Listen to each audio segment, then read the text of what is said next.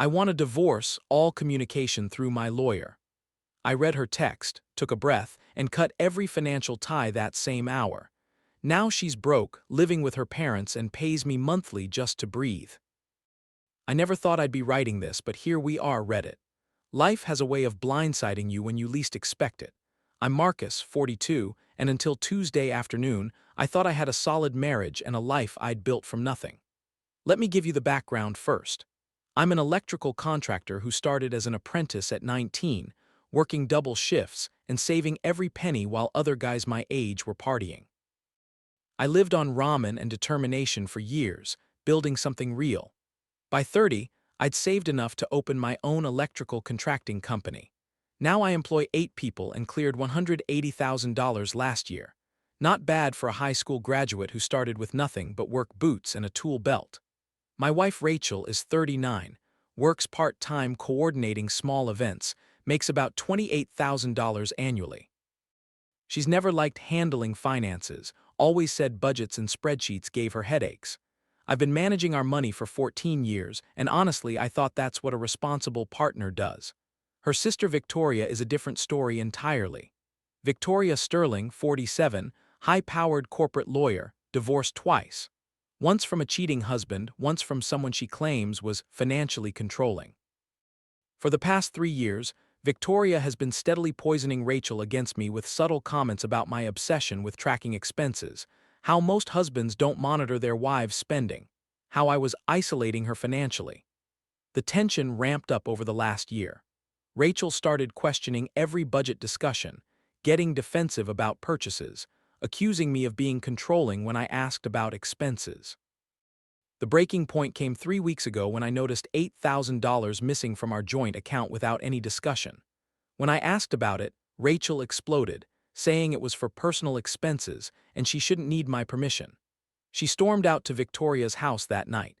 Tuesday afternoon, I was in my office reviewing blueprints for a major hospital expansion project, our biggest contract yet. My phone buzzed with a text from Rachel.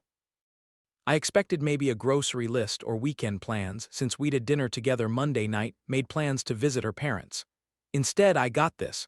Marcus, I want a divorce. All communication through my lawyer, Patricia Williams. Contact info to follow. That was it. 14 years reduced to a cold, businesslike text message. I stared at my phone for 10 minutes, feeling like someone had punched me in the chest. My first thought was shock, my second was wondering what Victoria had said to convince her, my third was pure survival instinct. I texted back exactly once. Understood. Then I went into business mode. If Rachel wanted lawyers only, she'd get lawyers only. I called our credit card companies and removed her as an authorized user on all accounts. Stopped the automatic $3,200 monthly transfer to her personal account that I'd been doing for years. Changed passwords on every shared account we had. Flagged the BMW lease for potential transfer since it's in my name but she drives it. I wasn't being vindictive, just systematic. She wanted cold and legal, so that's exactly what she got. 3 days later, my phone rings. Patricia Williams, Rachel's lawyer, and she sounds absolutely frantic. Mr. Thompson, what the hell is going on? Rachel's cards are being declined everywhere. She can't access any funds. She's had to check into a hotel. I kept my voice completely calm. Ms. Williams, as per my wife's explicit text message, all communication is now through legal channels. I followed her instructions exactly. She's still a signatory on our joint accounts and can access her share of what's there. You can't just cut her off from everything. That's financial abandonment. I'm following the communication protocol your client established. Any further discussions need to go through my attorney. She threatened legal action and hung up on me. That's when it hit me what had really happened. This wasn't some spontaneous decision. Rachel and Victoria had planned this ambush, probably for months. They expected me to panic, to cave immediately, to keep funding Rachel's lifestyle while begging her to come back. The lawyer's only demand was supposed to sound tough, while I continued being her personal ATM. Instead, they're discovering what lawyers only actually means when the other person has been paying for everything. I've got my own attorney now, Sarah Chen, and she's already digging into things. Williams is backpedaling hard, suddenly asking for reasonable temporary arrangements while they prepare their case. But Rachel made her choice. She wanted cold and legal, she got it. So Reddit, AITA for taking my wife's divorce text literally and immediately cutting off financial access. Her lawyer seems to think I should have ignored the lawyer's only part. I have a feeling this is just the beginning. Edit, for those asking about the $8,000 my attorney discovered it went to Victoria for legal consultation fees. They'd been planning this for months while I was working to support us both. Update 1. Hey Reddit, Marcus here with an update that's honestly blown my mind. Thank you for all the support on my original post. Some of you called exactly what was happening, and holy shit, you were right.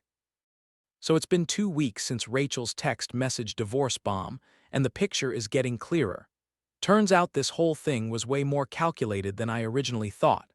My attorney Sarah has been digging, and what we've found is honestly disgusting. First, let me give you the real background I didn't fully understand before.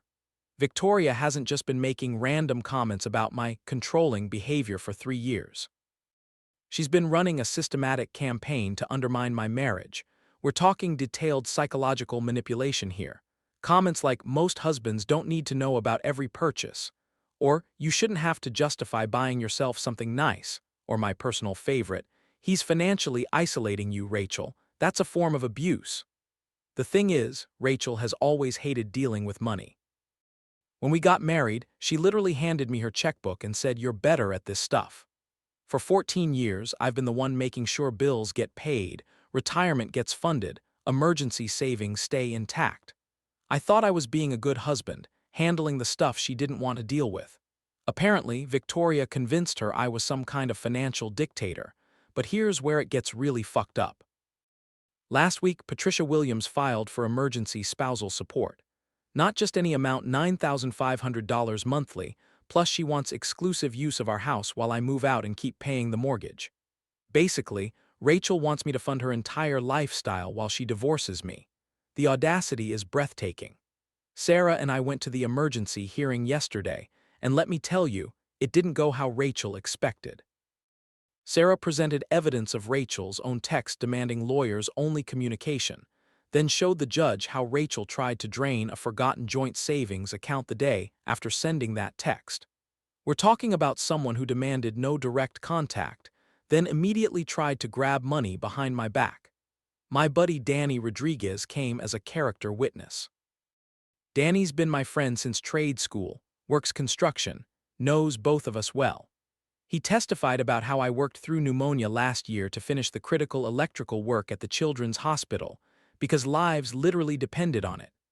How Rachel complained constantly about my work hours while posting Instagram photos from the expensive vacations those same work hours paid for. How she'd roll her eyes when I'd mentioned saving for retirement or building the emergency fund that's kept us secure. But the real bombshell came during discovery.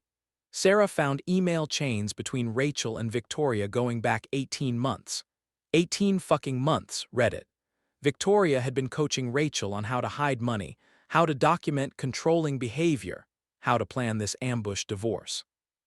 The most damning email was from Victoria to Rachel, dated 6 months ago. Hit him with the text on a Tuesday: men are most vulnerable midweek. Demand lawyers only so he can't manipulate you with emotions. He'll fold within 48 hours and agree to maintain your lifestyle to avoid conflict. These provider types always do. They literally had a playbook for destroying my life. Victoria was treating my marriage like one of her corporate takeover cases. The judge was not impressed. Rachel got temporary spousal support, but only $2,800 monthly, not the $9,500 they demanded. The judge noted that Rachel's own actions contributed to her current financial situation, and that her demands seemed disproportionate to established lifestyle patterns. Rachel looked absolutely shocked when the judge read the decision. She'd clearly expected the full amount. Since the hearing, things have escalated. Victoria started a social media campaign painting me as financially abusive. Anonymous complaints got filed against my electrical contracting license, claiming I run unsafe job sites and violate building codes. Complete bullshit. I run the tightest operation in the city, haven't had a single safety incident in 8 years. The state investigators found nothing, but the stress and time lost dealing with it has been brutal. Rachel's parents called me crying last night. Her mom kept saying, "Marcus, please be reasonable, she's our daughter." Her dad, who's always respected my work ethic, sounded defeated. "I don't understand what's gotten into her, son. This isn't the Rachel we raised." I felt bad for them, but I told them the truth: their daughter chose this path, and I'm just responding accordingly. The harassment isn't working though. Every social media post gets screenshotted and sent to Sarah. Every anonymous complaint gets documented. Every rule violation by Rachel gets reported back to the court. I'm not the shocked, hurt husband anymore. I'm playing their game, and I'm better at it than they expected. Danny put it best over beers last weekend. "Marcus, they tried to ambush a guy who's been solving electrical problems for 20 years. You think we don't know how to trace where problems come from?" Rachel's finding out that lawyers only works both ways. She can't call me crying when her credit card gets declined. She can't text me when she needs something fixed at her apartment. She can't ask me to cover her car payment when money gets tight. She wanted cold and legal, so that's exactly what she's getting. Next court date is in 6 weeks. Sarah says we're in a strong position, especially with the email evidence showing premeditation. Rachel's story about this being a spontaneous decision based on my controlling behavior falls apart when there's proof she's been planning it for over a year. I'm honestly not even angry anymore. I'm just coldly focused on protecting what I've built. They wanted to play hardball. Game on. More updates coming as this unfolds. Victoria's about to learn that some men don't fold under pressure, we just get more systematic. Update 2. What's up, Reddit? Marcus back with another update that's honestly wild. If you thought Victoria and Rachel were done after the last court hearing, you were dead wrong. These two have been busy, and not in a good way. So it's been 2 months since Rachel's text message divorce ambush, and things have gotten seriously ugly. Remember how I mentioned anonymous complaints against my electrical license? Well, that was just the beginning of their little campaign to destroy my life. 3 weeks ago, someone filed detailed complaints with both the State Electrical Board and OSHA, claiming my company runs unsafe job sites, violates building codes, and puts workers at risk. These weren't random complaints either, they included specific project addresses, dates, even employee names. Someone had done their homework, trying to make it look legit. The investigations were brutal. State inspectors showed up unannounced at 3 different job sites. OSHA crawled through every piece of paperwork I've filed in the last 2 years. My workers were questioned, my safety records examined with a microscope. The stress was killing me. One bad finding could shut down my business and destroy everything I've built over 20 years. Here's the thing though, I run a spotless operation. Haven't had a single safety incident in 8 years. My guys are trained better than most union shops, and I document everything obsessively. The investigators found absolutely nothing. In fact, the OSHA inspector told me my safety protocols were some of the best he'd seen in smaller operations. But here's where it gets interesting. I've got security cameras around my shop, and guess whose Mercedes was caught driving past the morning those complaints were filed? Victoria fucking Sterling. Same car, same license plate, same time stamp as the complaint submissions. Sarah's having a field day with that footage. The financial discovery phase has been a goldmine of Rachel's lies. Remember how she claimed poverty in her initial filings? Turns out that was complete bullshit. Sarah found a hidden cryptocurrency wallet worth $31,000. A secret savings account with $18,500 that Rachel never disclosed. Cash deposits over the last 2 years that don't match her reported income from event planning. Want to know where that extra money came from? Victoria had been supplementing Rachel's income for 2 years, building what she called a war chest in their emails. They were literally funding Rachel's divorce before she even filed. The level of premeditation here is insane. The BMW situation came to a head last month. I'd given Rachel 30 days notice to either take over the lease payments or return the car. She ignored it completely, probably figured I was bluffing. When I stopped making payments, the leasing company repossessed it right from her friend's driveway. Victoria immediately posted on social media. When men can't control women anymore, they steal their transportation. This is what financial abuse looks like. The post got shared hundreds of times before people started asking questions. Sarah sent a cease and desist letter with copies of the lease agreement showing my name only, the 30-day notice, and Rachel's complete lack of response. Victoria had to delete the post, but not before we screenshotted everything. 2 weeks ago, Rachel broke her own lawyers-only rule, showed up at my shop around closing time looking like hell. She's lost weight, her hair's a mess, dark circles under her eyes. Started crying the moment she saw me, begging me to reconsider the divorce. Marcus, please, I made a mistake. Victoria convinced me you were controlling, but I see now she was wrong. Can't we work this out? I kept my phone, recording the whole conversation, stayed completely calm while she fell apart. Rachel, you made your choice when you sent that text. You wanted lawyers only, remember, live with the consequences. But I can't afford my apartment anymore. My credit's ruined because of the car. I'm living with my parents. That sounds like a problem for Patricia Williams to solve. She left crying, but not before admitting Victoria had convinced her to file for divorce in the first place. That recording is now evidence in our case. Sarah filed for a restraining order against Victoria last week.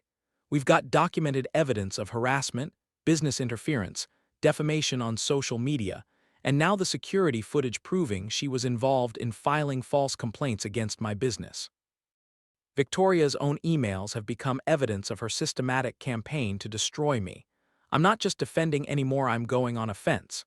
We're demanding Rachel pay the penalties from the BMW repossession since she ignored the legal notice, seeking sanctions for her false financial disclosures, filing counterclaims for my legal fees and business damages from the false complaints.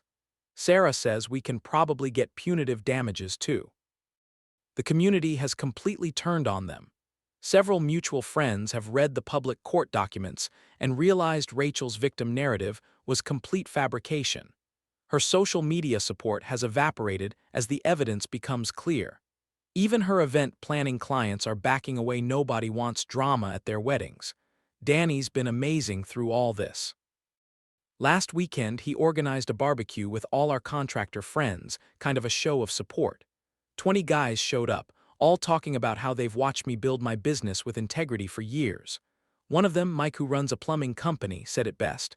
Marcus, we've all seen you work. Anyone who knows you knows these accusations are bullshit. I'm honestly in a better headspace now than I've been in years. The initial shock and hurt have been replaced by cold determination. Every day brings new evidence of how calculated this whole thing was. Every legal filing shows more of their lies. I'm not the victim anymore, I'm the guy with better lawyers and cleaner hands. Next month we go to mediation, but Sarah doesn't think Rachel's team wants to risk a trial. Too much evidence of bad faith, hidden assets, and outright fraud. Victoria's law firm is apparently asking questions about her involvement too. Turns out filing false business complaints can get you in serious trouble with the state bar. Rachel's parents called again last week. Her dad sounded exhausted. Marcus, I don't know what happened to our daughter. This isn't who we raised. I told him I was sorry they were caught in the middle, but Rachel made her choices. The irony is beautiful. They wanted to destroy my business and leave me broke. Instead, the publicity from fighting these false complaints has actually brought me new clients. Word got around that I was willing to fight for my reputation, and apparently that's exactly what people want in a contractor. Victoria's about to learn that some fights aren't worth picking, and Rachel's about to discover that actions have consequences, even when your sister's a lawyer.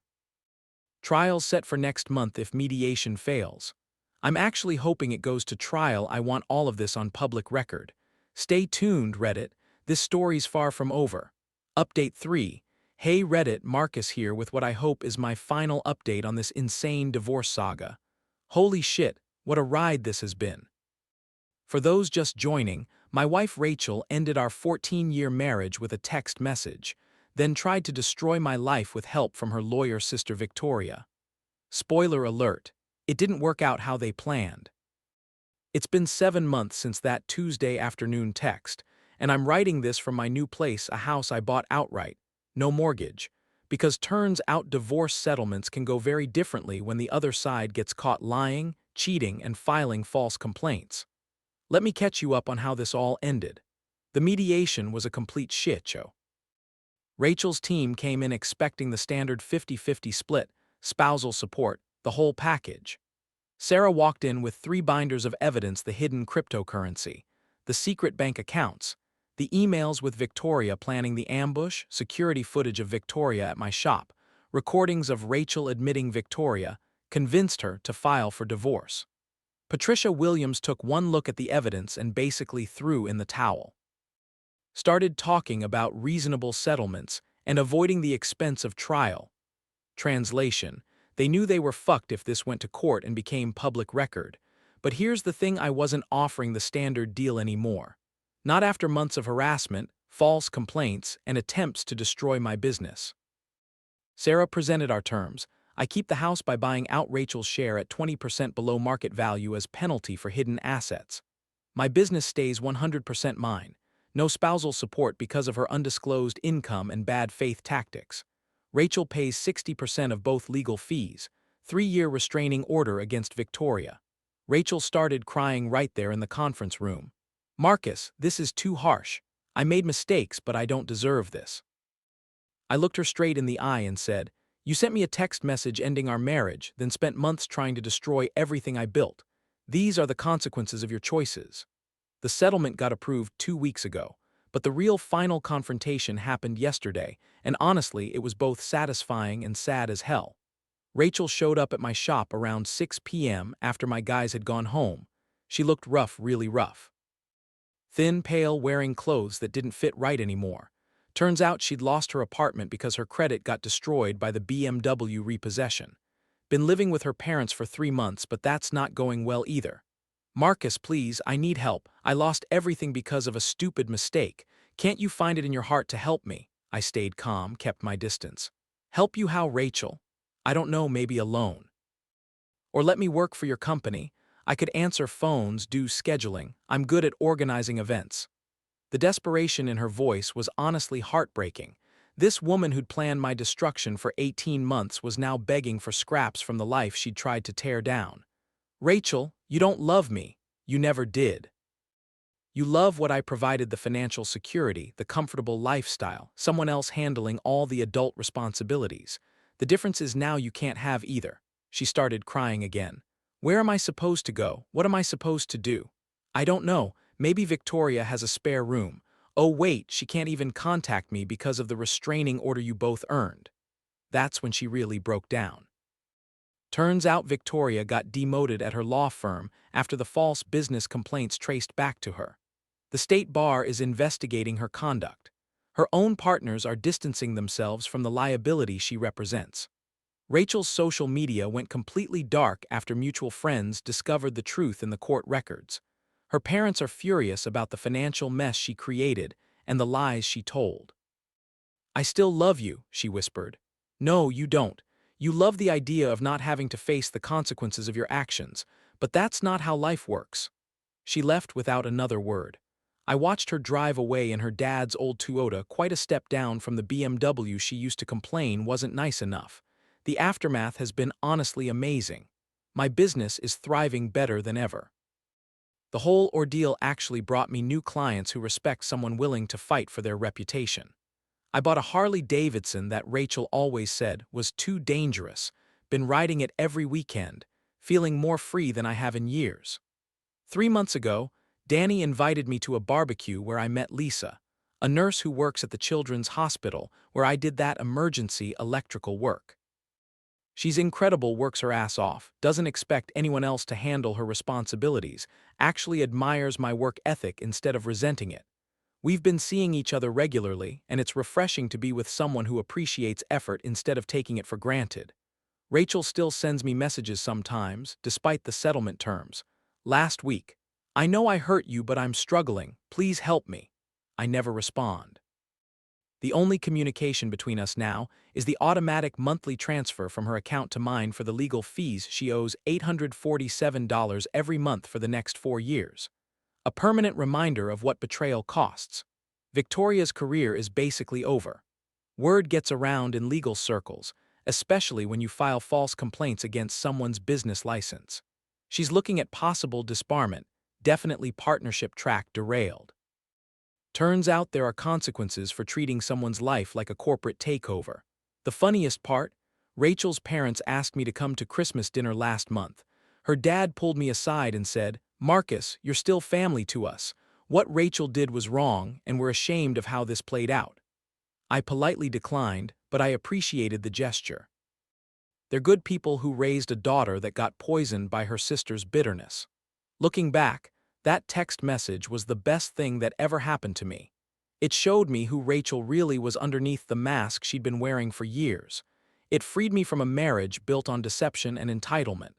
Most importantly, it taught me that sometimes the trash takes itself out, you just have to let it. I'm 43 now, financially secure, running a business I'm proud of, dating someone who actually likes me for who I am, and sleeping better than I have in years. Rachel is 39, living with her parents, working part-time at a retail job, and learning what it means to handle adult responsibilities without someone else carrying the load. The text that was supposed to destroy me instead freed me from someone who never deserved what I was willing to give. To anyone going through something similar, document everything, get a good lawyer, and don't let people manipulate you with guilt. Sometimes the kindest thing you can do is let people face the full consequences of their choices. Thanks for following this journey, Reddit. Time to close this chapter and focus on the better life ahead. Peace out.